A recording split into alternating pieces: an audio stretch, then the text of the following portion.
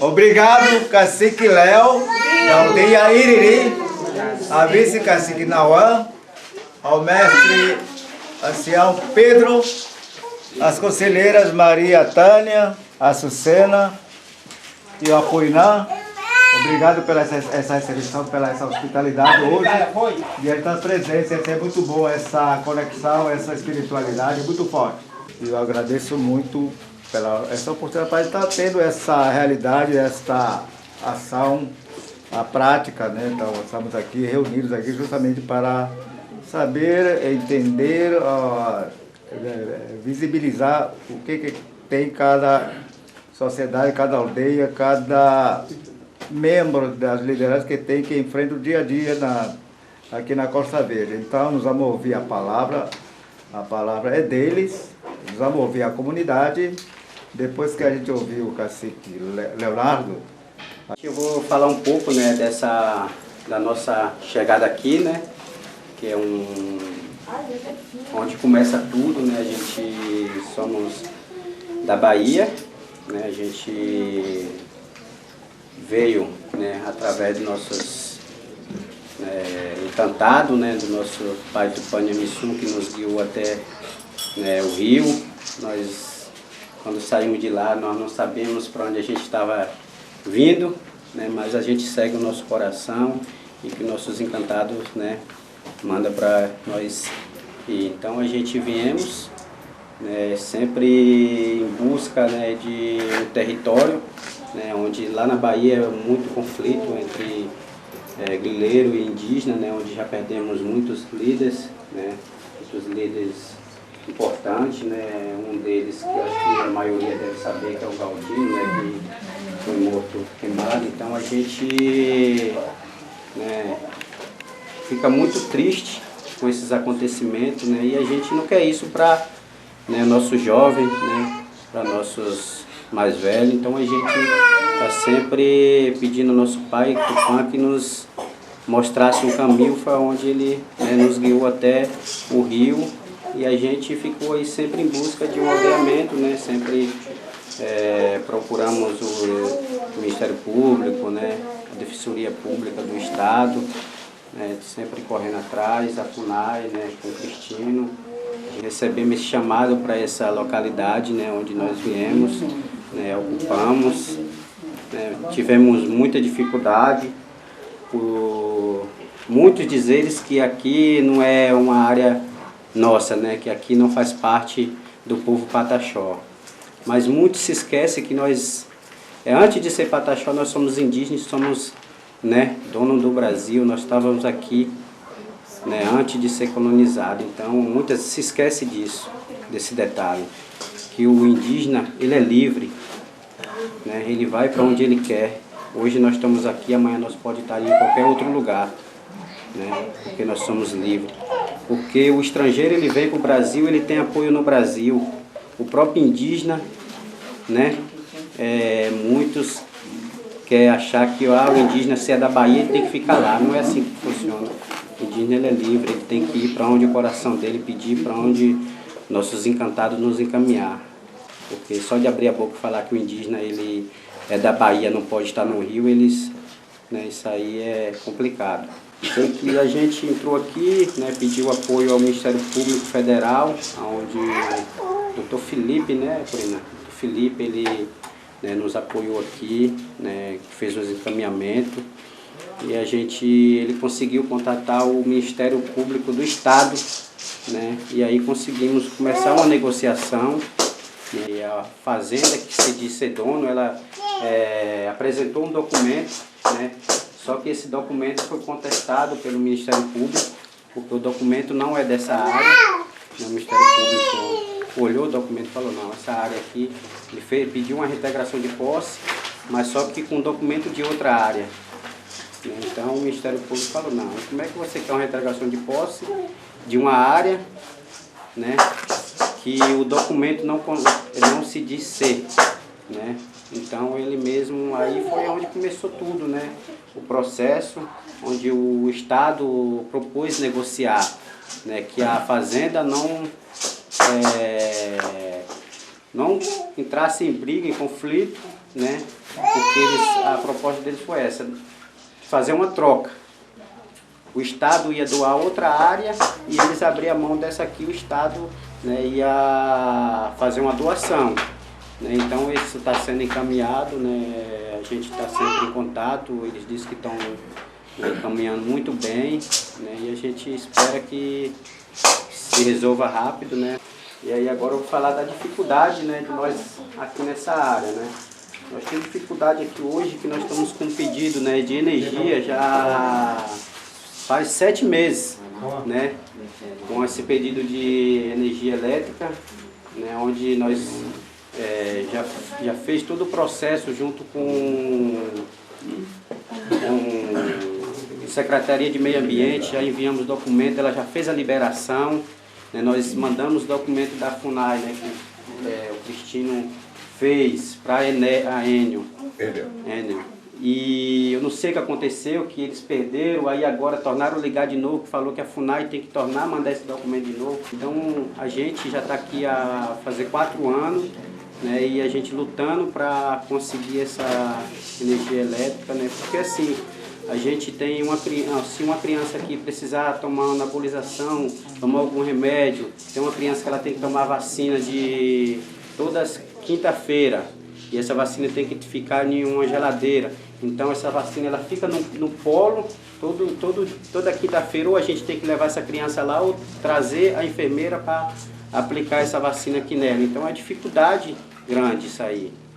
Entendeu? A gente não consegue, né, ter esse apoio aqui.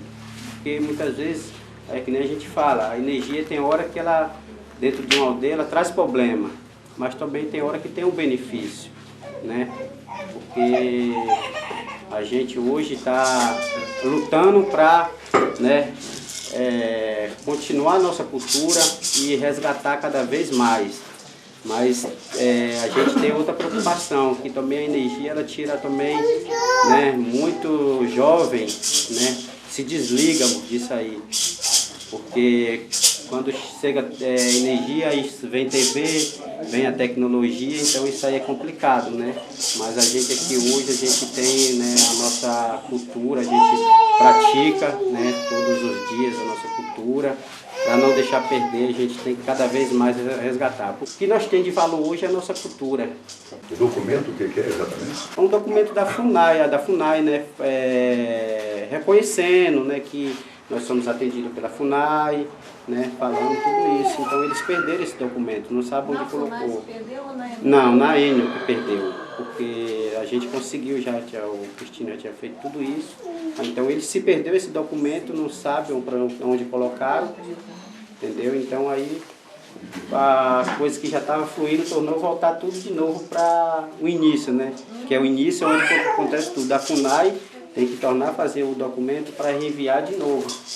Porque tudo começa pela FUNAI, né? Porque se a gente vai fazer um pedido na Enel, tem que ter essa declaração da FUNAI. Se a gente vai fazer um pedido na Meio Ambiente, tinha que ter esse documento. Então a gente apresentou esse documento em todos esses órgãos né, para conseguir. Mas infelizmente a Enel ela descuidou e perdeu esse documento. O que acontece? A gente, pela Secretaria, né, a partir de 2015, quando ela foi formalizada, a gente teve a atribuição de fazer o licenciamento ambiental. Então, ligação de energia é considerado como licença ambiental simplificada, né? Então, seja para a comunidade indígena ou para qualquer outro morador na região, dentro da Prefeitura de Paraty, quando há necessidade e a exigência da empresa, da concessionária, eles mandam uma carta para a Secretaria, né? A gente abre um requerimento lá, e aí a gente faz a vistoria e verifica se há condição, se estiver próximo de rio, se estiver em áreas de preservação permanente, a gente não autoriza, a gente não tem essa competência, né? Mas não tendo esses problemas, essas autorizações são feitas pela gente, né? E a gente dá uma certidão que eles levam até a empresa para poder encaminhar a ligação dos padrões, né? Essa concessionária ela tem feito algo muito, vou dar um termo um pouco leve, mas muito pesado, muito próximo de maldades, entendeu, na nossa região. Por quê? Ela está usando da legislação para ganhar forma de financeiras por fora, né? Então tem lugares que a gente não recomenda ter o licenciamento, e quando a gente chega até o local, há padrões ligados. Locais que a gente dá autorização e não tem essas ligações. Então a gente já mandou para o Ministério Público uma denúncia formal pela Secretaria do Ambiente, né? O prefeito atual, né, que é o Vidal, ele já chamou uma audiência pública agora para, se eu não me engano, daqui a uns 10 dias, eu não tenho... né? Dia 5 uma reunião com os representantes da empresa lá, né? Eu acho que a gente até pode mandar um convite aqui para o cacique para poder estar participando, tá? E acho que a gente precisa enquadrar, porque assim, infelizmente o contrato, não sei se é um contrato com o Estado, né? Porque a gente não tem essa jurisprudência aqui, e aí é o Estado que tem esse contrato com a concessionária e a gente fica à mercê da empresa, né? Então tem toda essa dificuldade, mas pode contar lá com a Secretaria para o apoio, tá?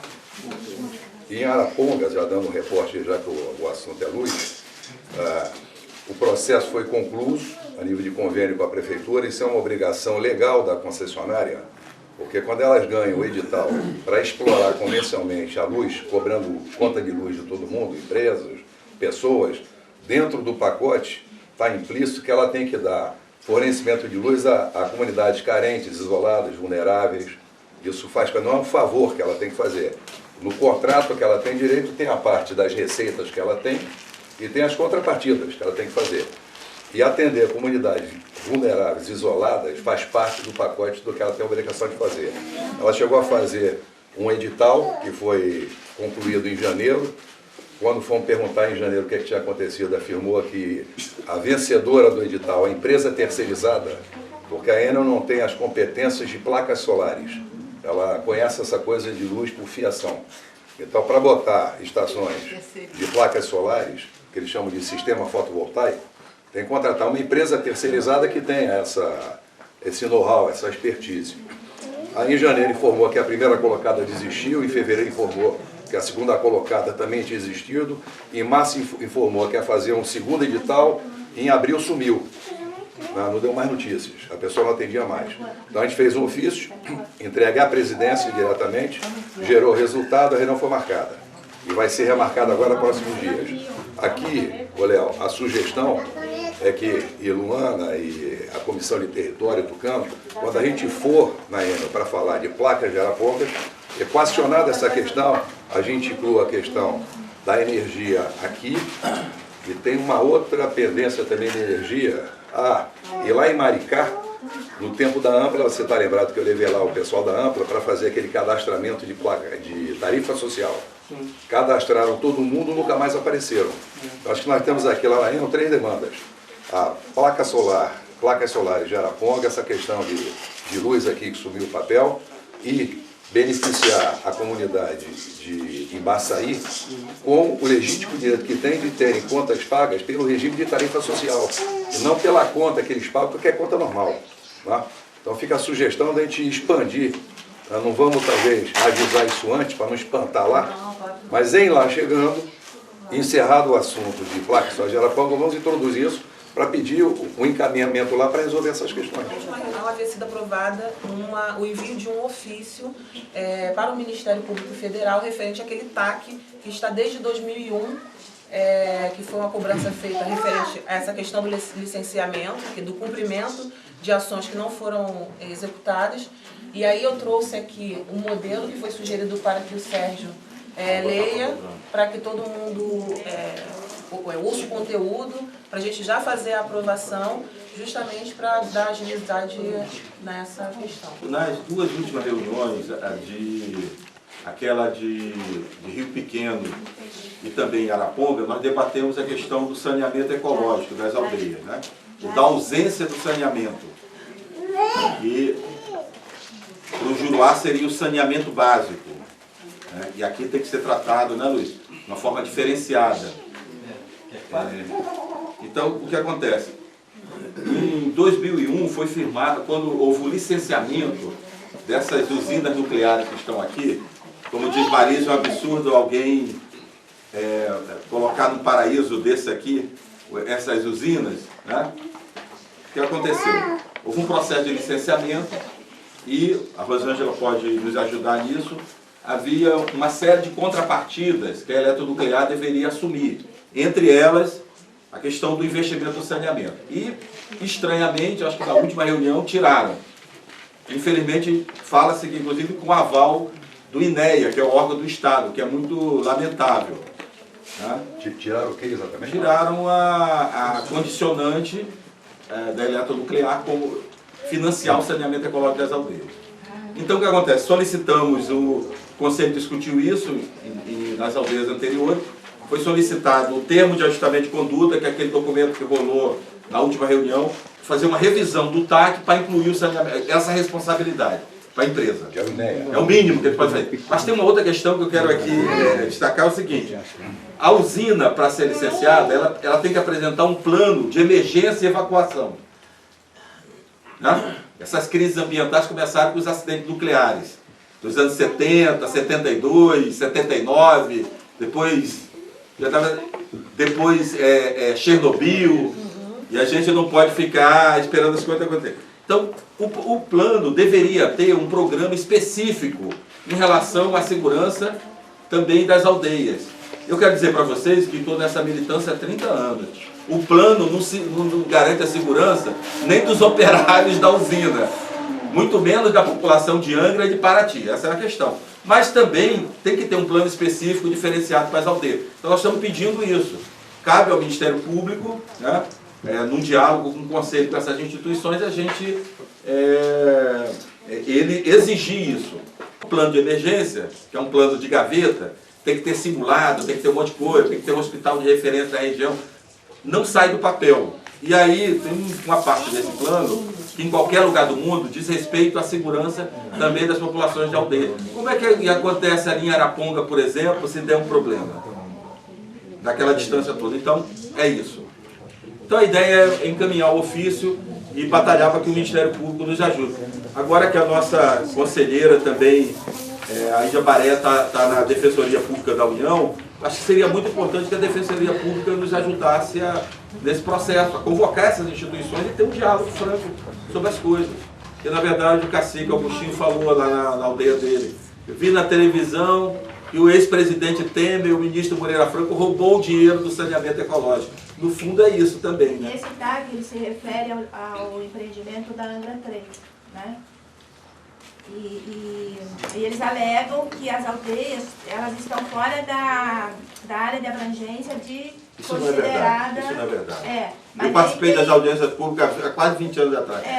Eles foram em limitando termos, e tal. Mas em termos do que está escrito, é isso, né? E tem pareceres jurídicos e coisas assim. Então, acho que o que teria que talvez ser atacado é desconstruir essa questão. Até a cidade do Rio de Janeiro está dentro do plano, do limite de segurança. Pois é. Que as pessoas vão sair daqui para ir para o Rio de Janeiro. Com essa estrada aí caindo aos pedaços aí, enquanto ele está passando na desliza. Então, A sirene que... mas é esse exatamente o debate que precisa ser feito.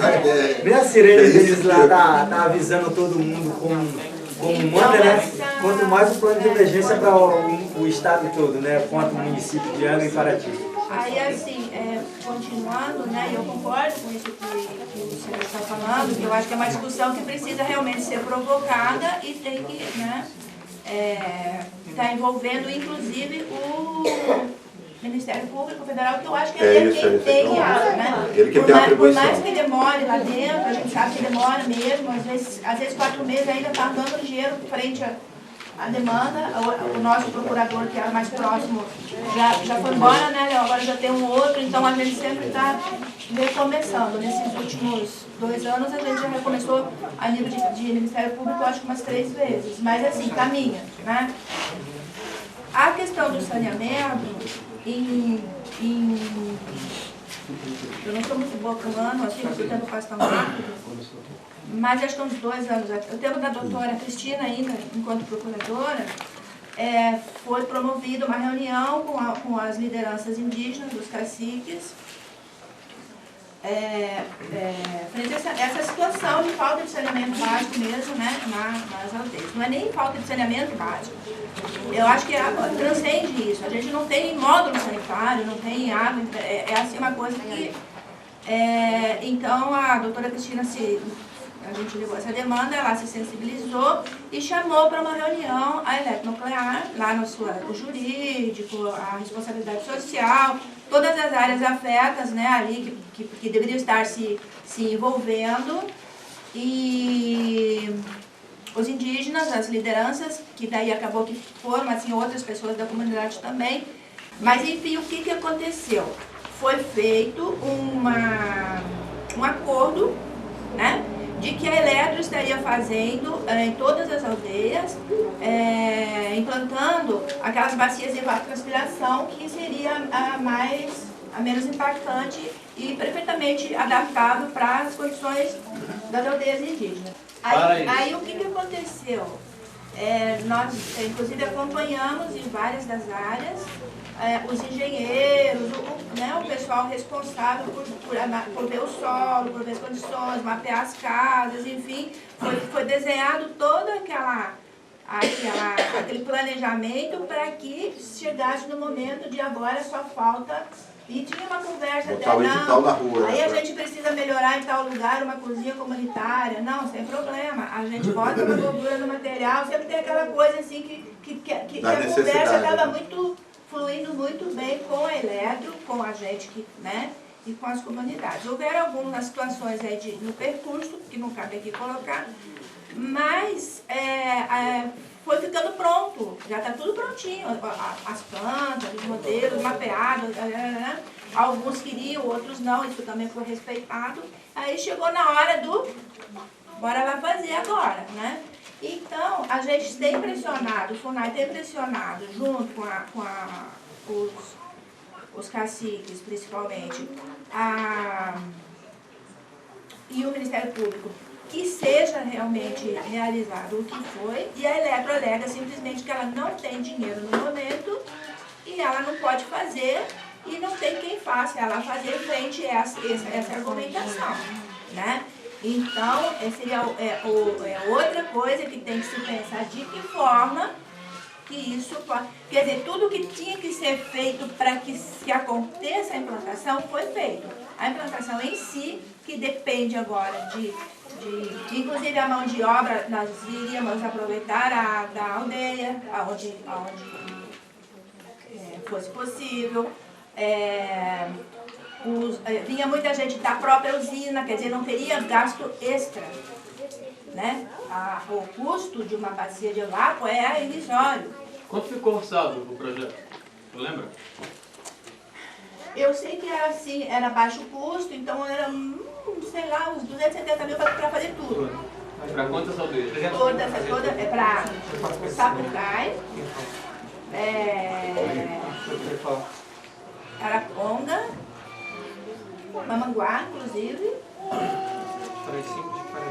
Paraty-Mirim, e o Rio Pequeno não aceitou a modalidade. Falou, não, pra gente aqui não dá, a gente não quer dessa forma, a gente pensa no outro. Então ficou de se pensar, né? Em 4 aldeias. Em 4 aldeias.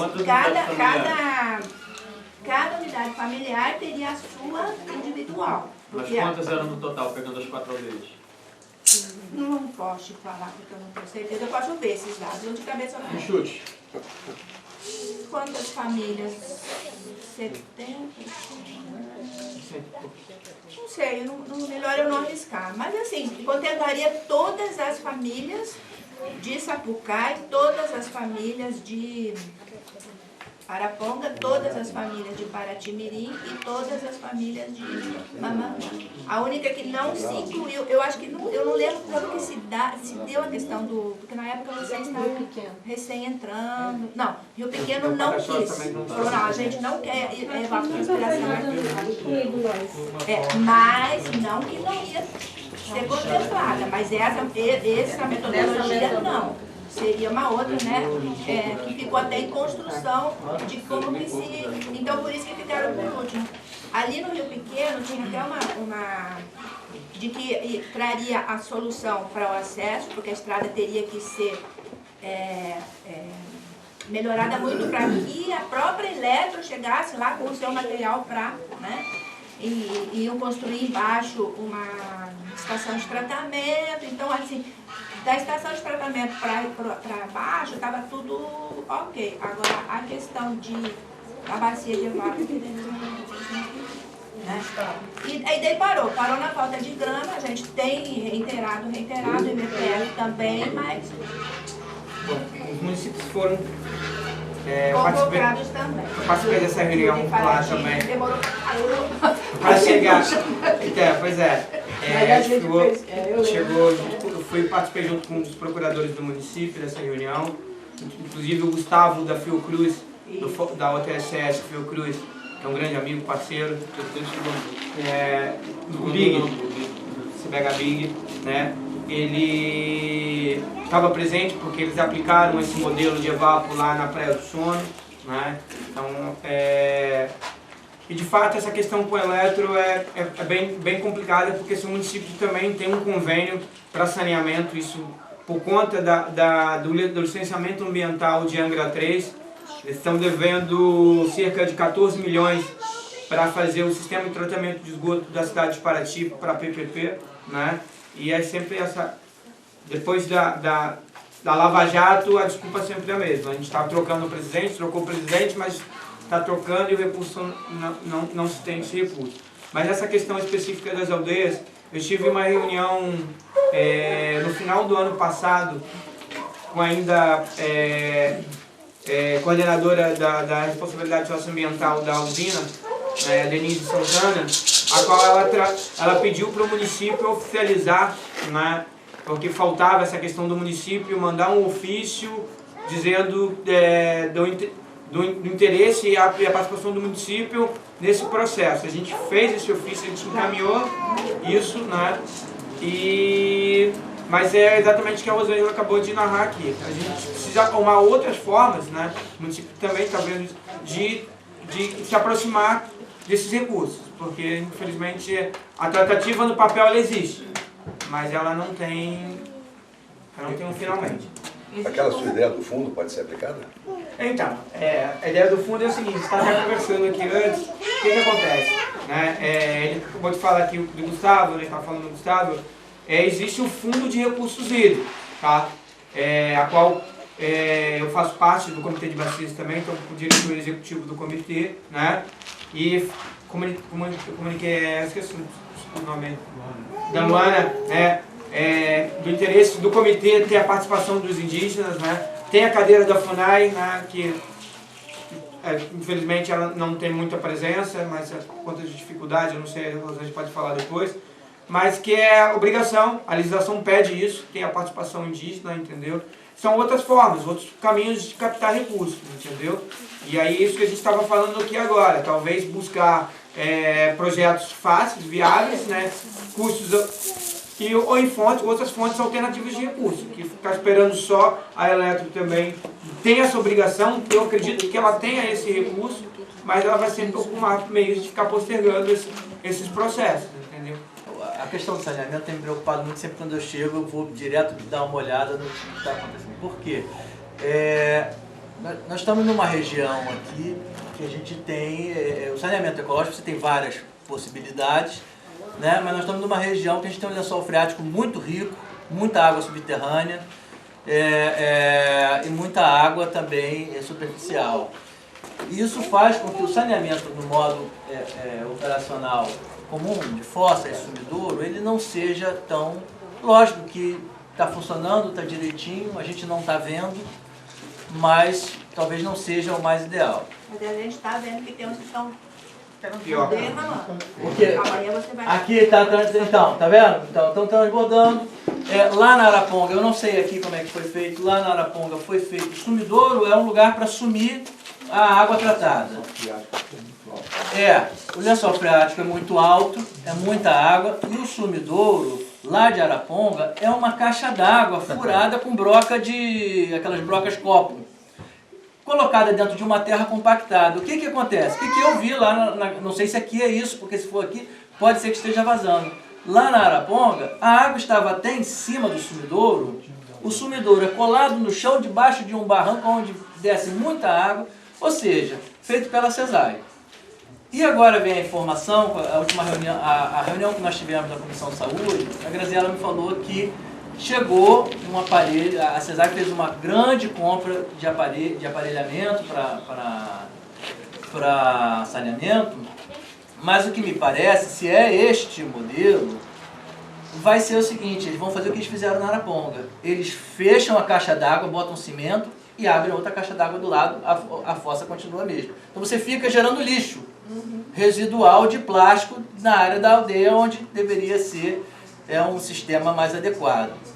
Então, assim, existe esse material, não sei que material que é, mas daí tem uma complicação burocrática aí, que eu acho que teria que chegar até São Paulo, teria que buscar em São Paulo uma coisa... A Graziela falou que a coisa estava meio complicada, mas que existe muito material que eles compraram. E aí eu estava conversando aqui com o Luiz Paulo, da gente, por exemplo, já vai ser convidado para a próxima reunião da saúde, e já vou comunicar para a gente, de repente, convidar o Gustavo, porque o que eu vejo na questão da bacia de evapro é que esses R$2.000, ele tem uma, assim, acho que é mão de obra do engenheiro, alguma coisa, mas todo saneamento ecológico é para ser feito com a comunidade, com ampla participação da comunidade. Por quê? Porque ele requer manutenção. Ele requer uma manutenção. E essa manutenção, para você fazer, você tem que conhecer ele por dentro. Pode fazer uma complementação? O Gustavo, que vocês estavam falando, ele é hoje o representante do Comitê de Bacias Hidrográficas aqui da Baía da Ilha Grande. Certo? Esse comitê acabou de regulamentar o plano de recursos hídricos dele. No plano de recursos hídricos, se tem uma previsão de orçamento, que não é muito, mas tem, para esse tipo de trabalho. Certo? E ele precisa existir a demanda. Certo? Fora isso,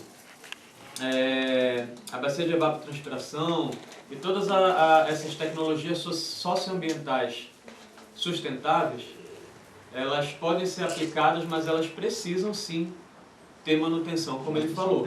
Certo? Essa manutenção, no caso da bacia de evapro, tem que se dar em média de 2 em 2 anos, 3 em 3 anos, depende muito das condições ambientais locais. Certo? E é uma coisa que não é difícil de fazer, tipo, aqui na aldeia de vocês, se fizer um mutirão, tipo, pegar umas 10 pessoas, eu acredito que conseguem dar conta de fazer isso.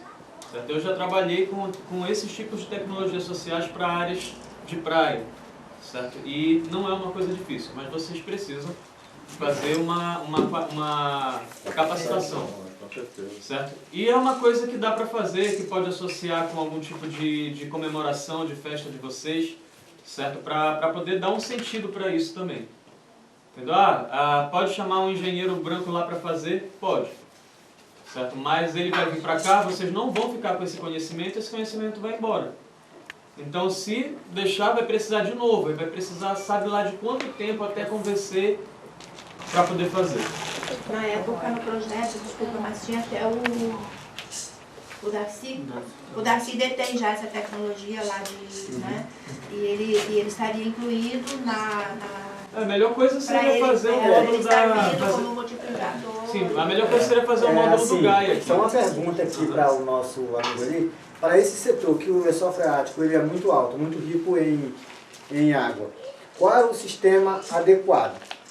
eu só vou aqui citar algumas coisas. Às vezes a gente na cidade, como eu tenho aí 20 e poucos anos que trabalho com construção civil, né, e como indígena também, mas eu conheço um pouco da construção civil. Nós trabalhamos com 3 tipos de fossa, né? Tem o primeiro anel, que recebe todo o material grosso, o segundo com aquela tampa toda perfurada, tipo uma tela, que é de concreto também, que capta a água em cima, ela desce, joga embaixo, né? E depois quando sobe está coando aquela água para jogar para o terceiro. Está decantando. Isso. E eu já tive em outras localidades, como ela citou a obra do Daci, né? Eu, assim, pelo meu conhecimento, eu não sei se o meu conhecimento, eu conheci uma parte dessa obra diferente. Eu achei que é dessa mesma obra que a Rosângela falou, que o Daci fez a capacitação. Eu achei, assim, um pouco meio assim, dizer que é ecológica. Porque o que é ecológico está evitando de você jogar qualquer tipo de resíduo dentro do solo. E nesses tipos de fossa, eu não vi isso. Então posso explicar? Eu não vi isso, assim, só vou concluir só. Aí depois você me explica porque eu posso estar achando que está errado e está certo, né, pelo seu conhecimento. Por que lá? São 3 fileiras de pneu, né, captando o grosso, que são as fezes, jogada aqui. Aí tem um T. No T, lá, joga para o outro vão de pneu do chuveiro, né, e pia tudo junto. Futuramente, o sabão vai matar o germe que mata o micróbio da fezes, não vai dar certo. E depois, a própria gordura vai vedar o solo, vai formar a placa, vai fluir tudo de novo. Então, pelo conhecimento, eu achei que aquilo está errado. Aí o que acontece? Ele vai abandonar aquilo ali porque vai encher. E vai deixar aqueles pneus lá socados lá dentro da terra, que ele não vai tirar. 2 milhões de anos. 2 milhões de anos. Então, aí eu acho que está errado. Está errado. Então, aí o que acontece? Aí teve um estudo que ia ser na Praia do Sono, que o pessoal da SESAI ia levar. E eu fiquei interessado naquele tempo de ter esse conhecimento. Mas só que o pessoal da SESAI já veio do Parque Mambucaba e já veio de Sapucaia, passou, acho que em outra aldeia aqui, e esqueceu de nós para trás, né? E eu não tive esse conhecimento. Porque aqui, a gente, tudo, igual a Rosângela falou, tem aldeia que tem, mas às vezes está faltando alguma coisa. E nós aqui estamos lutando para ter, mas no momento nós não teve. Porque tudo que é construído aqui, desde a casa ao banheiro, isso aqui é mão de obra própria. Né? Tem dia que pode todo mundo, beleza, e tem dia que não vai todo mundo, mas vai a metade, né? Ele aqui fez a fossa dele, né? Mas a maneira que fez ainda não está correta, mas ele fez as condições dele, porque ele não tem condições, e nenhuma aqui tem condição.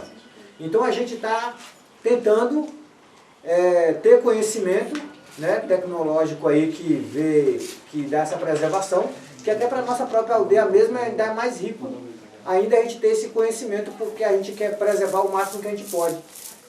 Eu vou te fazer um convite, tá? Até porque assim, a gente tem essa responsabilidade junto com a Fiocruz lá no Sono, ok? A gente ajudou, a prefeitura ajudou a fazer 11 módulos na comunidade do Sono, tá? Em parceria com a Fiocruz, com o Fórum de Comunidades Tradicionais. E a gente que licenciou lá, né? E ele como da parte de engenharia. Eu sou formado em gestão ambiental. Você não é engenheiro? Não, tem formação em saneamento. Não sei se eu faço engenheiro. Mas enfim, eu tenho um pouquinho do conhecimento, assim, até porque a gente, para licenciar, a gente teve que estudar a tecnologia, né? Até porque está sendo implantada no município.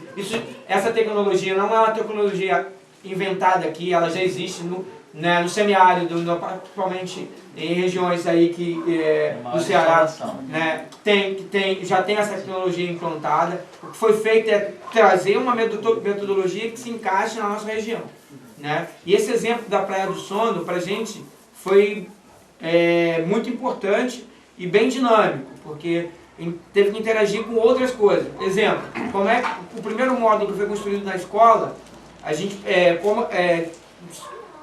os técnicos, a engenharia, né, não conversou com a comunidade, veio da forma que é feito hoje, de cima para baixo, vamos fazer lá. Eles pensaram levar blocos, como levaram blocos, tijolos para a Praia do Sono. Tem que passar por dentro do condomínio Laranjeiras, que é esse calo que todo mundo já conhece. E aí não podia passar e ter que atravessar toda a bacia de barco para chegar com esse material. Então assim, e aí lá, com toda a dificuldade do território, a gente viu a melhor possibilidade de fazer por Imperador, que é tirar o material de lá, compactar e ser feito, tudo construído, né, numa capacitação com os comunitários. Então, fica aqui um convite pela prefeitura, tá? Você pode me procurar na secretaria, a gente agenda uma data para você ir lá. Eu te apresento os comunitários que fizeram, que fazem esse processo lá, né? Não só para ele, outras pessoas que tiverem interesse. A gente também tem interesse no município de multiplicar isso, entendeu? E também tem todo o projeto básico lá e executivo, porque faz parte do licenciamento e é um documento que está na secretaria. A gente dispõe cópia para quem quiser, ok? Então, agora vamos, né, já que nós estávamos falando de força, né, vamos falar da saúde, né? E aqui também hoje nós está uma coisa muito complicada, né, pra gente. E hoje nós estamos com a cesárea aí meia defasada, né? Não sei aí como é que vai acontecer, o que vai acontecer. Virou sem ZAI. Entendeu? Tá sem ZAI. Só tá o nome, né? Hoje nós não tá tendo recurso nenhum para cesárea, até que a gente tá sem a doutora, né, para atender na área. Já vai fazer acho que 4 meses que nós está sem um atendimento nas aldeias.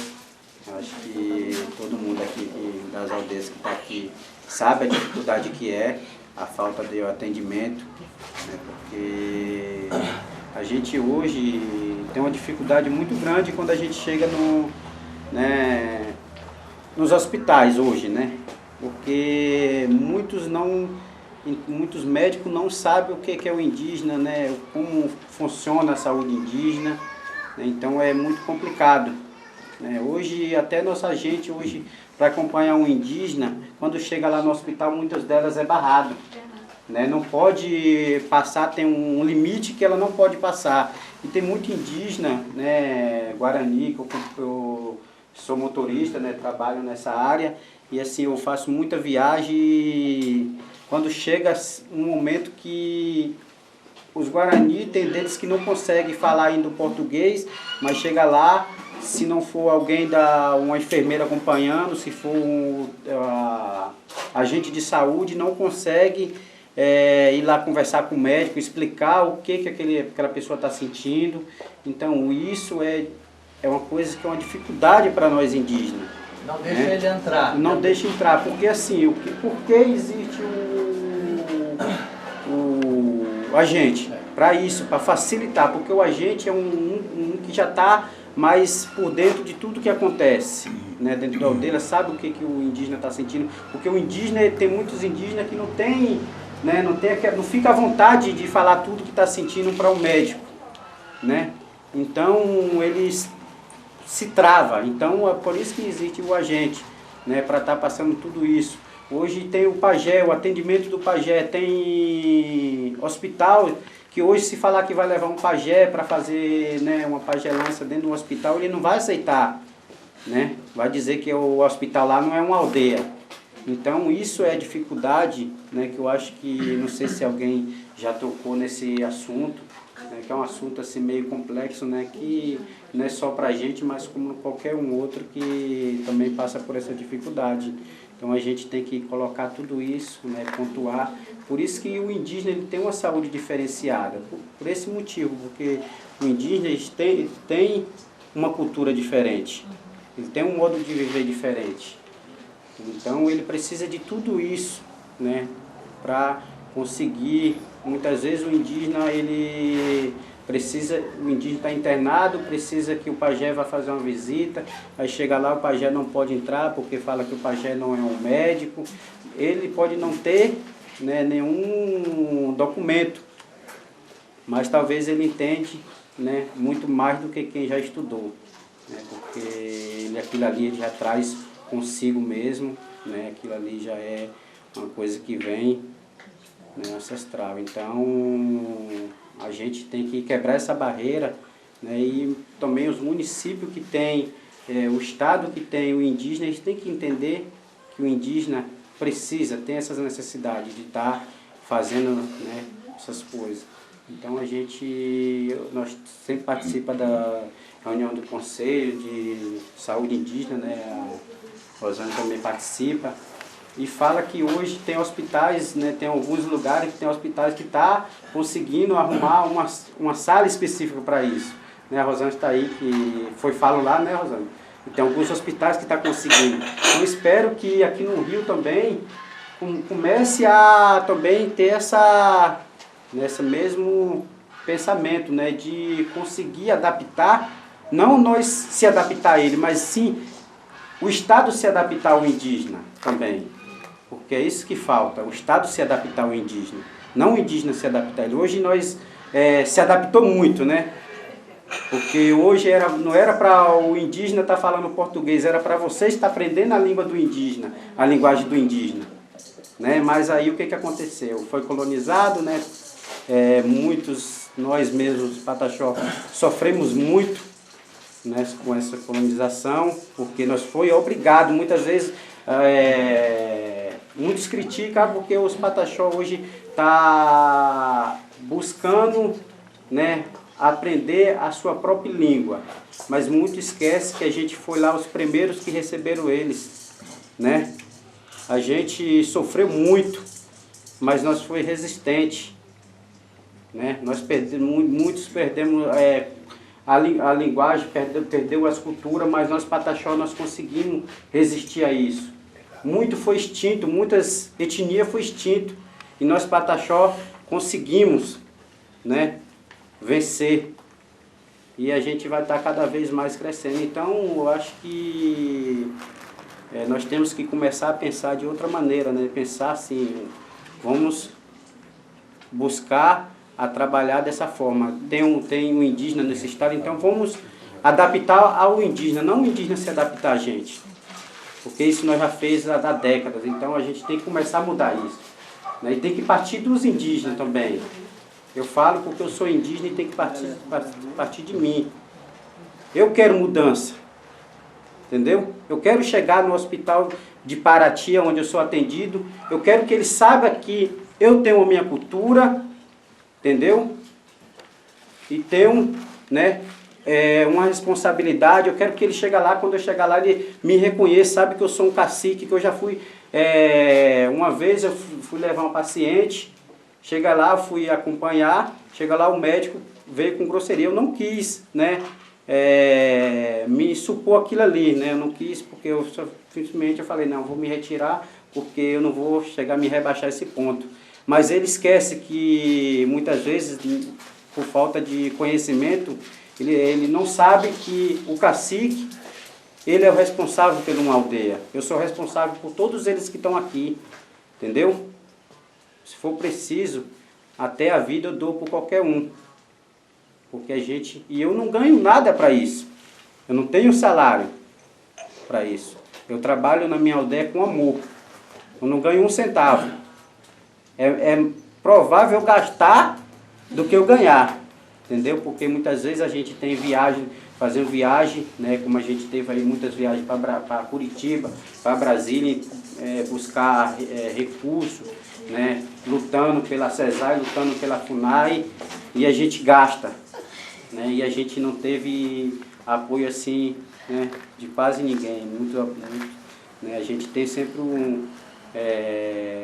algum toma aqui 20 reais, 30 reais para vocês alimentar, mas a parte mais grossa a gente que tem que conseguir, né? Então essa dificuldade existe, e a gente temos que lutar para mudar isso, né? Chamar os prefeitos, né? Chamar alguém, quem é responsável pela área da saúde do município, chamar a CESAI, que muitas vezes o município fica falando, a CESAI, a gente quer fazer o atendimento, mas a CESAI fala que o atendimento eles que têm que ser responsáveis. Quando nós chegamos na CESAI fala, não, o município pode também fazer o mesmo trabalho. Então fica um jogando para o outro, aí quando a gente quer fazer uma reunião, um aparece, o outro não aparece, e aí fica sempre nesse jogo de empurra. Então a gente eu acho que tem que alinhar as coisas para nós caminhar sempre junto, porque eu acho que quando a gente começa a caminhar junto, a gente, né, tem um grande avanço. Existem os capelães que vão para o hospital e para presídio. E existe curso que não é cobrado. O curso é para passar o protocolo de como entrar no hospital e como entrar no presídio. Vocês vão receber um certificado, vão estar certificado para entrar enquanto pajés, mas chamados para o raio de capelão. É uma saída, um paliativo. Tá? Eu acho que no caso do que ele está falando aqui, acho que a gente não precisa buscar saídas alternativas, não. Existe uma política específica que assegura a população indígena, isso que ele está falando aqui. Isso que ele está falando aqui. Chama atenção diferenciada, que foi amplamente discutida na Organização Pan-Americana da Saúde, com várias oficinas, sobre atenção intercultural. Né? Então, isso que ele falou, muito claro para todo mundo. Alguns municípios do norte do país já têm avançado muito mais nesse estreitamento. Eu falei lá em Araponga, eu fui conhecer isso, meu interesse desde a graduação, na formação como enfermeiro, foi na questão da interculturalidade, trabalhando com os Guaranis lá do Espírito Santo, e depois, enfim, foi conhecer. E eu agora, há pouco tempo, fui conhecer no Chile, um hospital que trabalha assim.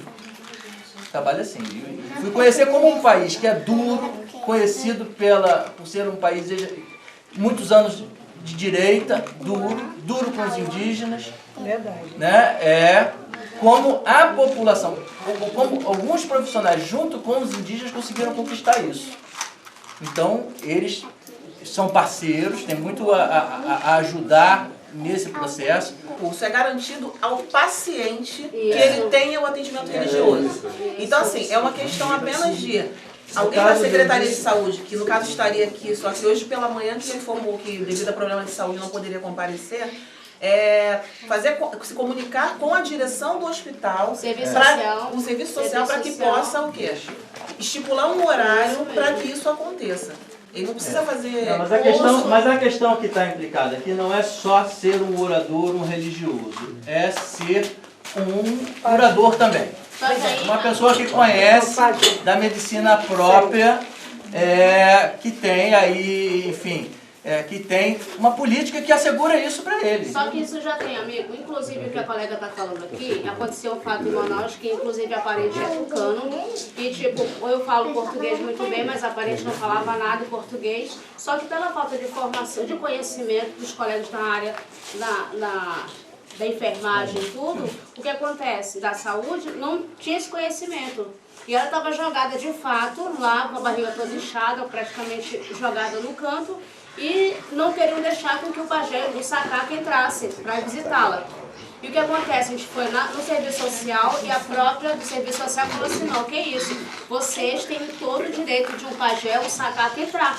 Não precisa. Agora o que acontece? Tem que se ir no hospital, no serviço social e eles direcionam na hora. Não tem ninguém que segura, direciona na hora. Tudo bem. Entendeu? Isso estaria entendendo. A gente sabe que tem médico que não aceita. Deixa eu só passar, porque isso está no nosso cronograma. Nós fizemos um cronograma da Comissão de Saúde, que era passar nas aldeias, como nós estamos passando, ouvindo as pessoas, encontrarmos com um enfermeiro. Vocês estão sendo atendidos pelo Polo Base, pelo enfermeiro do Polo Base, aqui na aldeia, né? É o Kleber, né? O Kleber, então. Marcamos uma reunião com o Kleber, que está marcada para ouvir as demandas dele também, como ele apresenta as questões, está marcado no começo de outubro.